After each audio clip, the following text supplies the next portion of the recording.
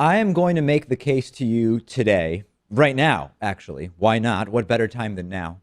That Buzzfeed was correct to publish the 35-page dossier with all sorts of allegations about Donald Trump and Russia and all sorts of other stuff. Now, there's 2 points of view on this, and we'll go through both of them, and then I'll tell you where I come out and why. One is Buzzfeed was right to publish it. That's what I believe. The other one is Buzzfeed was wrong to publish it. And there's a number of different reasons why people are citing. Let's start with the argument that Buzzfeed was wrong to publish the 35-page dossier. The argument would be, well, listen, even though agencies knew about the dossier for months, it wasn't published because the content could not be verified, right? That's a primary critique. They published unverified information. Is Trump into urine or is he not into urine? Was he in touch with Russian agents during the campaign or wasn't he? Has Russia been grooming Trump for 5 years or have they not been?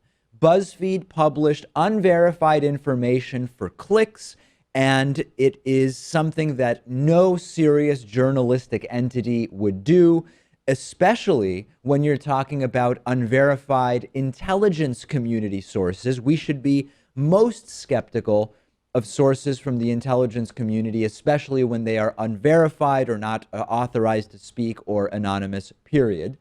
And that this is a really, really bad thing to do. You're pushing rumor, you're pushing innuendo. And this was the position, for example, of Margaret Sullivan in an op-ed that she wrote for the Washington Post, okay?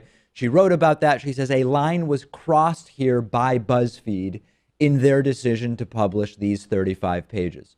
What's the other perspective? Well, obviously that BuzzFeed was right to publish it, but why? Lots of media outlets have criticized BuzzFeed for doing it, but the Columbia Journalism Review has pointed out, quite astutely I might add, that many of the critiques from other media outlets against BuzzFeed are, quote, self-righteous and self-serving, and that BuzzFeed took all the right precautions when they published these 35 pages. First of all, number one, and very importantly, it wasn't a secret that the dossier was being discussed at the highest levels of government. That's not something that tells us whether the content of it has been verified. We know that it hasn't. But there is no question, and Donald Trump admitted during his press conference yesterday that, yes, the allegation of the existence of this blackmail file was discussed with him. We know that President Obama was briefed about it, and now we also have the Director of National Intelligence on the record about the briefing that took place. Both the outgoing president and the incoming president were briefed about this. Whether or not the content of the documents is accurate, we are talking undeniably about a document that is being discussed in the Oval Office. Proverbially speaking, we don't know exactly where President Obama was when he was briefed about it. BuzzFeed made clear that while this is a document that is the subject of these high-level briefings, that the reliability of the content has not been determined, that they've been sitting on this for months. Once they knew that this was being discussed with the president and the president-elect, they said, hey, here's what's being discussed. Let's publish it and let's see what else comes of the publication. But I want to go even further than this, Pat. Richard Toffel, who's the president of ProPublica, tweeted the following about this release, and I think it's very relevant. Quote, also, publication will likely accelerate discovery of what in the dossier is true and what is not. That is what we should all want. This is spot on.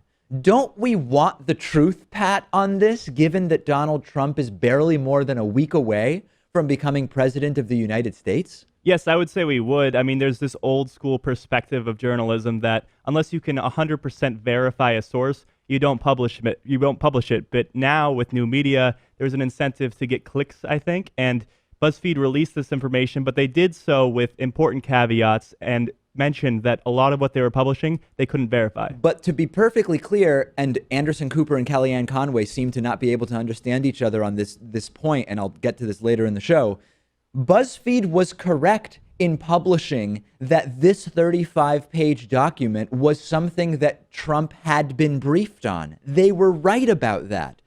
And they said the contents of it have not been verified. And here's where the critics really fall apart for me.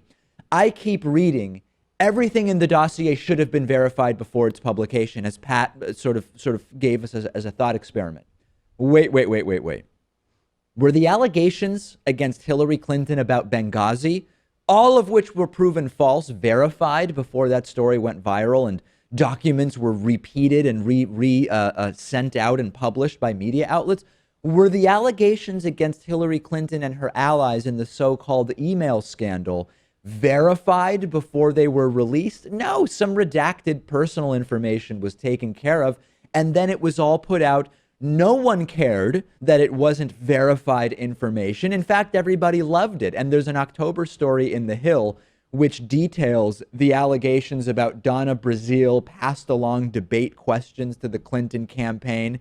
And in the fourth paragraph, it says, quote, "The emails, which have been made public in batches by WikiLeaks, have been largely unconfirmed and are believed to have been stolen by Russian intelligence." No criticisms of the mechanism there, and only a focus on the content. I believe that given the circumstances, BuzzFeed was right to release the documents with the caveats that they included in their release, that the information itself has not been verified, but that this is a document about which briefings have taken place at the highest level.